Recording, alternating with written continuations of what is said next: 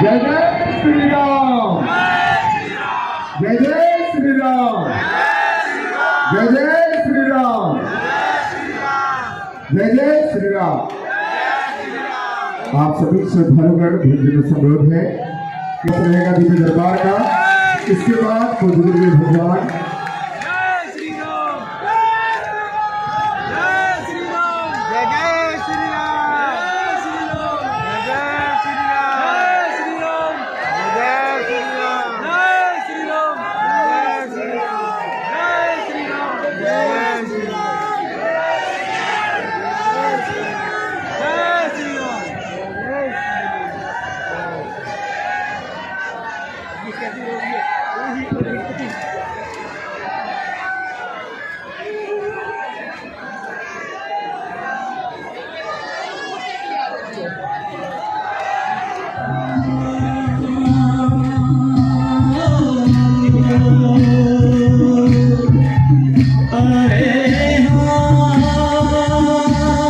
सभी लोग बैठ जाएं ताकि दिव्य दरबार जल्द से जल्द प्रारंभ हो सके और ज्यादा से ज्यादा समय तक दिव्य दरबार चल सके। आज आप सभी की वजह से ही असुविधा हुई। जो दिव्य दरबार 10 बजे से प्रारंभ होना था, उनको आगे की साइड आना है, बाकी आप पीछे के साइड में ही रहना है। कोई भी माताओं बहनों से अनुरोध है कृपया रेलिंग को नहीं डाकना है। रेलिंग उतनी मजबूत है नहीं, तो आप लोगों से अनुरोध है रेलिंग को बिल्कुल भी नहीं डाकेंगे। शायद भैया आप लोग कुछ गुरुदेव भगवान की बातों को नहीं मानते या तो कुछ गुरुदेव भगवान को नहीं मानते। जो खड़े हैं, जो लोग खड़े हैं, सभी लोगों से अनुरोध है कि आप कुछ गुरुदेव भगवान को मानते हैं तो आप लोग बैठ जाए अपने स्थान पे। सभी लोग इधर भैया आप लोगों को शायद आपको आवाज ना जा रही हो, बैठ जाए आप लोग भी, आप लोगों को बताया गया है। आप सभी से अनुरोध है अपने स्थान पर बैठ करके कुछ गुरुदेव भगवान को प्रणाम करते हुए आज का प्रथम दिवस का दिव्य दरबार प्रारंभ हुआ। जय श्री राम, जय बागेश्वर राम।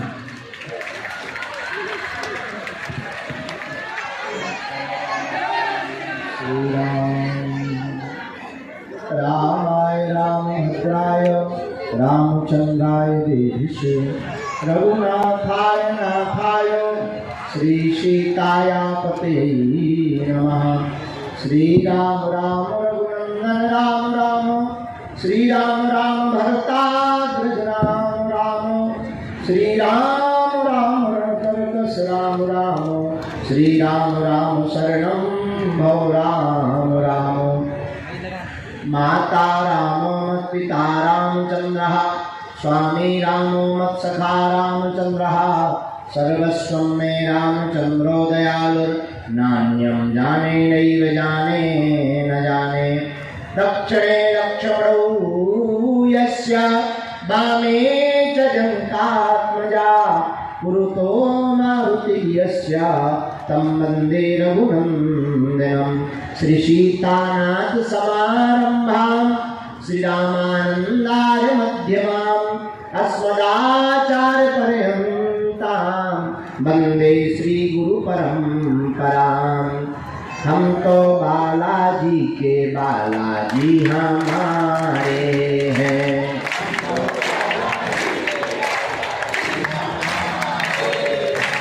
हम तो बालाजी के बालाजी हमारे हैं।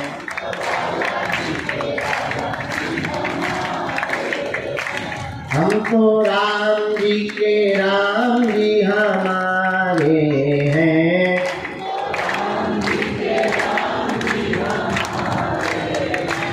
हम तो गुरु जी के गुरु जी हमारे हैं,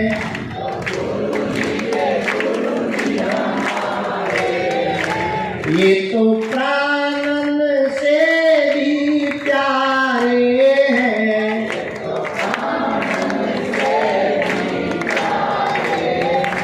ये तो अंजनी माँ के दुलारे हैं,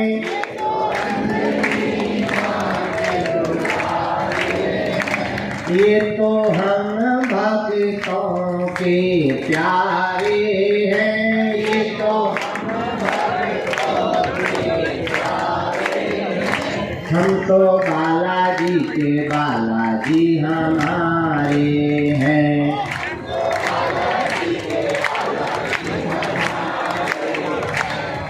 तो राम जी के राम जी हमारे हैं।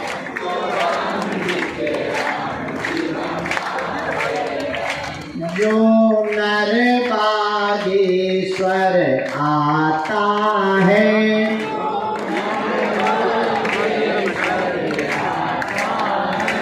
वह सकल पदार्थ पाता है।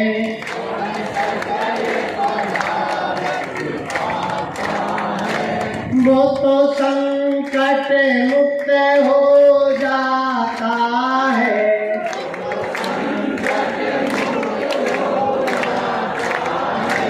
वो तो गुरु चरणों को पाता है।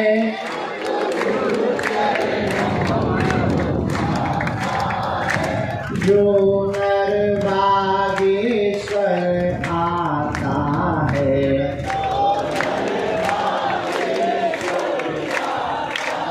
इसलिए गाइए, हम तो बालाजी के बालाजी हमारे हैं।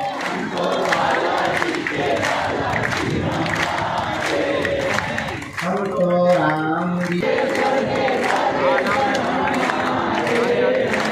हाँ हमारे हैं, हाँ हमारे हैं।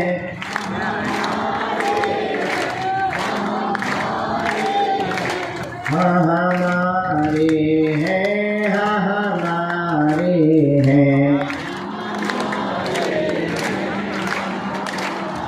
दोनों हाथ उठाकर गाओ, हम तो बालाजी के बालाजी हमारे हैं।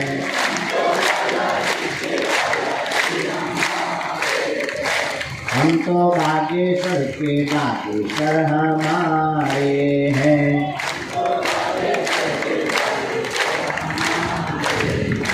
हम तो राम जी के राम जी हमारे हैं। हम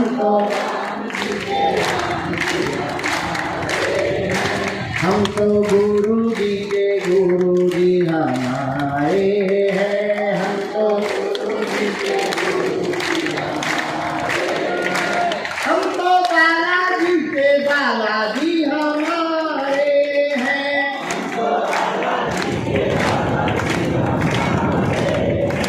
हम तो बागेश्वर के बागेश्वर हमारे हैं।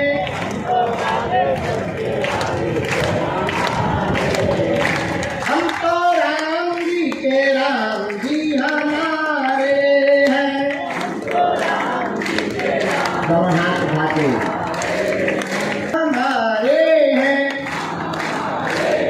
हम तो बालाजी के बालाजी हमारे हैं। हम तो बागेश्वर के बागेश्वर हमारे हैं। हम तो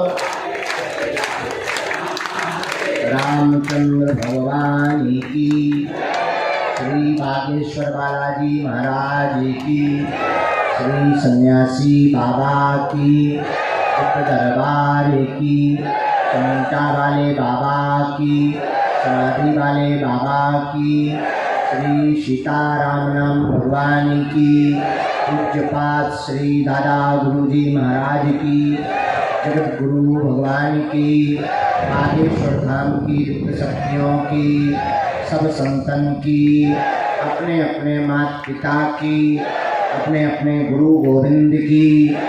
नमः पार्वती पतये। हर हर हर हर हर हर।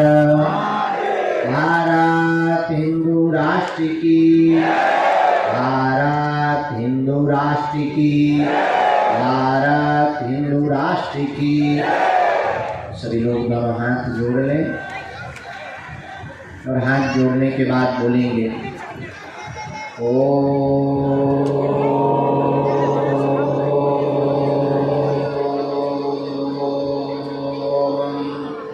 बागेश्वराय नमः।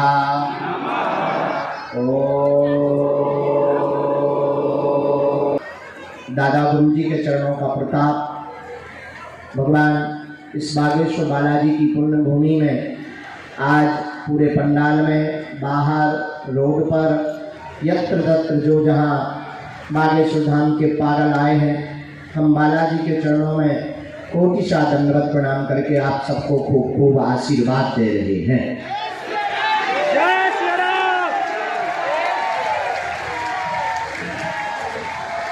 आप सबका मंगल हो, आप सब पर बालाजी की कृपा हो। तो जो भी मन में मनोभाव लेकर, प्रश्न लेकर आप भगवान बागेश्वर बालाजी के चरणों में आए हैं, बागेश्वर बालाजी के दरबार में आए हैं, जाओ, तुम्हारे ऊपर बालाजी ऐसी कृपा करें कि तुम्हारी अर्जी स्वीकार हो जाए। तो जाओ, तुम्हारी अलाय बलाय भग जावे, और जाओ, तुम जो भी मनोकामना लेकर के आए हो वो पूर्ण हो जावे। और जाओ, तुम्हारी खाली झोली भी भर जावे और तुम्हारे जीवन में भगवान बागेश्वर बालाजी की भक्ति आ जावे। आज 3 दिवसीय दिव्य दरबार का पहला दिन है। हमारी घड़ी के 10 बज चुके हैं। समय के हम पक्के हैं और हम अपने समय पर आ चुके हैं। वो बात अलग है कि तुम लोग लेट हो, लेकिन हम टाइम के बहुत पक्के हैं। हमने कल कह दिया था कि 10 बजे दरबार लगाएंगे। 10 मतलब बस।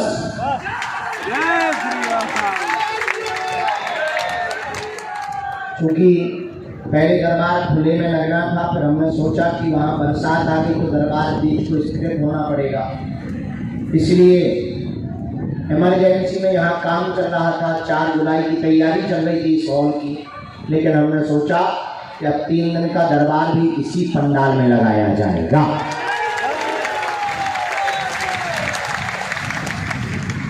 बनता चला जा रहा है, निर्माण की ओर अग्रसर है।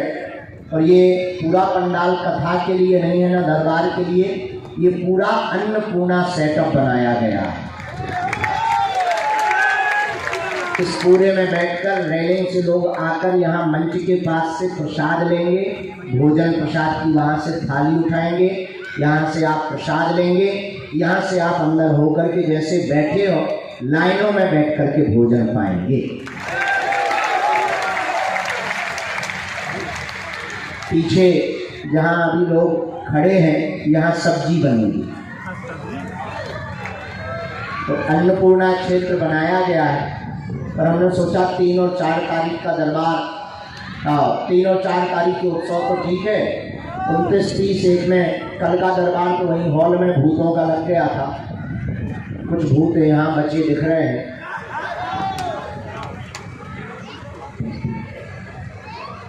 लेकिन आज का दरबार थोड़ी धाम आ गए, मतलब आपकी अर्जी ही स्वीकार हो गई है। यहाँ पर आपका आना ही अर्जी स्वीकार होना है। फिर बालाजी का हो जाना मतलब आपकी जिंदगी में एक नई ऊर्जा, नई क्रांति, नया अध्याय लिखने वाला है। कलयुग में हनुमान जी के समान कोई दूसरा देवता नहीं। और आज तक का इतिहास है, भारत से लेकर के पूरे विश्व के बहुत बड़े बड़े लोगों का इतिहास है कि जिन ने भी हनुमान जी की चरण शरण को पकड़ा उसकी जिंदगी में 4 चांद तो लगे ही लगे हैं। तो रोगियों को लेकर के आगे मत आइए, पीछे पहुंचिए, पीछे पहुंचिए। सभी प्रेत रोगियों को बाहर प्रेतराज सरकार के पास पहुंचना है। दरबार में दरबार ही लगेगा। आज सेवादारों की ड्यूटी है, सभी प्रेत रोगियों को बाहर पहुंचाएं। हाँ, वही जाना है। तो आप सबको हम बताएं, भारत के इतिहास में और पूरे विश्व के इतिहास में आज तक जितने भी हमने अध्याय देखे हैं, जिन ने भी बालाजी के चरण पकड़े हैं, आज तक वो हनुमान जी के चरणों से कोई भी व्यक्ति खाली हाथ नहीं गया। अभी हम बाहर थे हनुमान जी के ऊपर पुस्तक लिख रहे थे, तो हमने जब बहुत रिसर्च की तब पाया तो केवल भारत के लोगों पर हनुमान जी की कृपा नहीं है। अब तो एक समय ऐसा था सन 1900 के दशक का, जब इस धरती पर एक और परम हनुमान भक्त हुए सन्यासी बाबा की तरह, जिनको सब लोग जानते हैं, बाबा नीम करोली। और वो भी सन्यासी बाबा की तरह बहुत प्रकाश से प्रसिद्ध महात्मा हुए। और आपको सुनकर बड़ा आश्चर्य होगा कि उन्होंने अपने जीवन काल में भारत के लोगों को तो हनुमान जी से जोड़ा। फेसबुक के मालिक मार्क जुकरबर्ग के जीवन में भी हनुमान जी का नया अध्याय लिखा। और दुनिया की बहुप्रसिद्ध ऐप जिसका नाम फेसबुक है, ऐसा कोई आदमी नहीं जो उसे यूज ना करता हो, उसका श्रेय बाबा नीम करोली को ही जाता है। बाबा नीम करोली के शरीर छोड़ने के बाद भारत में विदेशी अमेरिका के एक और बहुत अमीर आदमी घूमने आए। एप्पल कंपनी के मालिक स्टीव जॉब्स वो शरीर छोड़ने के बाद आए। बहुत पहले बाबा का शरीर हो चुका था, लेकिन उन्होंने भी अपने जीवन में हनुमान जी की भक्ति का अनुभव किया। ऐसे हम आपको लाखों उदाहरण दे सकते। मध्य प्रदेश के ये हाथ हटाओ यार, हमें नलखेड़ा के पास में मोबाइल लगाए रहो, जहाँ पीताम्बरा माता है, नलखेड़ा, वहां पर एक हनुमान जी का मंदिर है, जहाँ इंग्लैंड के लंदन का रहने वाला अंग्रेज यहाँ पर अधिकारी बनकर आया था। और उसने हनुमान जी की यहाँ भक्ति की और उसने अपनी जीवन में साक्षात अनुभव देखा कि हनुमान जी महाराज उसके मुकदमा को लड़ने के लिए स्वयं वकील बन करके आए। और भारत के तो लाखों उदाहरण हैं। कल ही हमको कोई सज्जन मिले, उन्होंने कहा कि हम घर से चले थे भागकर, छोटा बच्चा ही है 22-23 साल का, हमको कल मिला रात को बाहर, हम परिक्रमा लगा रहे थे तो देख रहे थे, वो बालक मिला, हमने पूछा क्या बात है, उसने कहा कि हम अकेले चले, घर से भाग कर आए, क्योंकि उसके घर वाले नास्तिक हैं और वो हनुमान जी को या किसी भी प्रकार की बाबागिरी में पड़वाना नहीं चाहते। उसने कहा कि हम घर से भाग कर आए, जेब में फूटी कौड़ी नहीं। और उसका कहना है कि जब हमने फरीदाबाद में आकर बस पकड़ी, तब एक बूढ़ा आदमी हमारे साथ दिल्ली काले खां तक आया, हमको 2000 रुपया भी दे गया। हमारी आप लोगों ने उस कहानी को पढ़ा होगा किताबों में, बेताल 25 नाम की एक बहुत पुरानी पुस्तक है, जिसमें वीर विक्रमादित्य और बेताल की 25 कहानियां हैं। वैसे तो पढ़ने वालों ने अपने अपने हिसाब से उसका आकलन किया। उसे मनोरंजन की दृष्टि से पढ़ोगे तो मनोरंजन है, और ज्ञान के तल पर पढ़ोगे तो बेताल 25 में भी ज्ञान भरा पड़ा है। बेताल 25 की एक कहानी है कि वीर विक्रमादित्य के दरबार में एक दिन एक फकीर आता है और एक जंगली सा फल वीर विक्रमादित्य को देता है। वीर विक्रमादित्य राजा की वो इजाजत कि वो प्रातः काल लोगों को मिलता था, लोग उसे उपहार देते थे। वो अपने बगल में खड़े हुए दरबारी का मंत्री उसे सौंप देते थे। एक रोज एक फकीर आया, उसने वह जंगल का पुराना सा फल दिया। वीर विक्रमादित्य ने मुस्कुराकर उसे स्वीकार कर लिया, कुछ बोला नहीं। उसे लगा कोई जंगली फल है, वैसे भी ये महात्मा है, क्या खाक देंगे, पर इन महात्मा को यहाँ तक भटकने की भी क्या जरूरत है, ये फल देने की भी क्या जरूरत है, वही रहते जंगल में, कोई बात नहीं। मनी मन वीर विक्रमादित्य ने मुस्कुराते हुए वो फल को अपने दरबार के मंत्री जो बगल में खड़ा था, असिस्टेंट, उसको दे दिया। और आप ताज्जुब करेंगे कि ना उस महात्मा ने कुछ कहा, ना वीर विक्रमादित्य ने कुछ कहा, और 10 वर्ष तक लगातार वो महात्मा प्रतिदिन आता था, रोज एक फल देता था। वीर विक्रमादित्य व्यस्त थे, सम्राट थे, राजा थे, इसलिए कुछ बोले नहीं। और महात्मा भी बहुत पहुंचा हुआ था, बहुत ऊंचा था, वो भी कुछ बोला नहीं। प्रायः गुरु कुछ बोलते नहीं है, गुरु अपने शिष्य के पात्र का आकलन करते हैं कि ये कब जागेंगे। और तुम्हारी जिंदगी भी ठीक राजा वीर विक्रमादित्य की तरह है कि गुरु तुम्हारे सामने बहुत से शब्दों का फल देता है, लेकिन तुम होश में ही नहीं हो, तुम खुमारी में हो। जैसे वो वीर विक्रमादित्य होश में नहीं है, राज मद में चूर है, चकनाचूर है, वो अपनी मस्ती में मस्त है, वैसे ही तुम भी अपनी मस्ती में मस्त हो। और एक रोज एक घटना घटती है। घटना ये घटती है कि राजा वीर विक्रमादित्य सुबह सुबह खड़ा था और रोज की तरह 10 सालों से, कई 10 या सालों से वो महात्मा रोज आता, एक वही जंगल का फल देता और राजा का वही काम रोज दरबारी को दे देता। और आज फिर वही घटना घटी कि वो महात्मा वही फल लेकर के आया, राजा को दिया। राजा ने बगल में दरबारी को वो फल देने की बजाय ठीक लेफ्ट साइड में बाएं अंग पर एक पालतू बंदर बैठा था, उसको वो फल दे दिया कि तू भी खा। 10 सालों से दरबारी को दे रहे हैं, पर आज तू खा। और राजा आश्चर्यचकित हुआ कि जब उस बंदर ने उस फल को खाया तो फल खाते खाते उसके मुंह में कटाक की आवाज आई। बात तालियों की नहीं है मेरे यारों, ये बात तुम्हारे जागने की है कि जैसे राजा वीर विक्रमादित्य 10 सालों तक सोता रहा, होश में नहीं रहा, अब वो जिंदगी जी रहा था और उसके सामने सदगुरु रोज एक बेशकीमती हीरा दे रहा था, पर वो उसे पहचान नहीं पा रहा था। वैसे ही तुम भी बेहोश हो और तुम भी पागल हो और तुम भी बाबरे हो और तुम भी महामूर्ख हो कि दरबारों में तुम भटक रहे हो, अपना समय बर्बाद कर रहे हो। और तुम्हारे सामने वर्तमान में अभी इसी वक्त हनुमान जी जैसा कोहिनूर है, तो उस कोहिनूर को छोड़कर के चमत्कारों के चक्कर में पड़े हुए हो। ये भी तुम्हारी मूर्खता है और इससे ये सिद्ध होता है कि तुम होश में नहीं हो, इससे ये सिद्ध होता है कि तुम सोए हुए आदमी हो, इससे ये सिद्ध होता है कि तुम सिर्फ चमत्कार के पीछे पागल हो, इससे ये सिद्ध होता है कि तुम्हें हनुमान जी के नाम का कोई लेना देना नहीं है, तुम्हें हनुमान जी से भी कोई लेना देना नहीं है, तुम्हें केवल अपने काम से लेना देना है। और अगर तुम्हें केवल अपने काम से लेना देना है तो तुम ठीक वीर विक्रमादित्य राजा की तरह सोए हुए बुजुर्ग इंसान हो।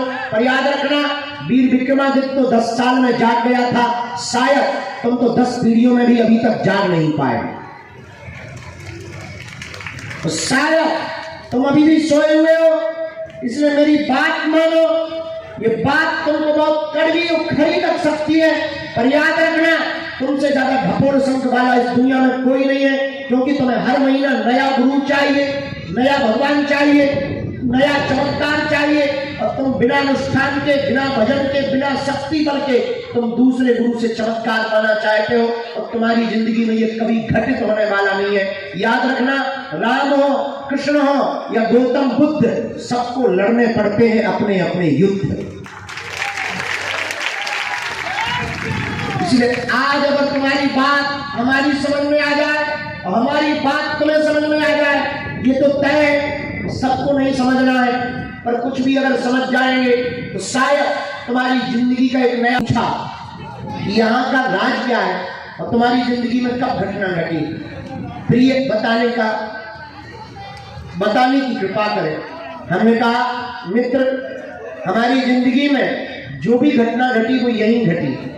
और मंदिर के पास जहां पर अभी वर्तमान में आप लोग प्रवेश करते हैं, उसके सामने हमारे दादा गुरुजी झोपड़ी बनाकर रहते थे। उनको बुंदेलखंड में बप्पा कहते हैं, आपकी भाषा में दादाजी कहते हैं, अंग्रेजी में ग्रैंडफादर कहते हैं। वो भी यहां बैठे थे।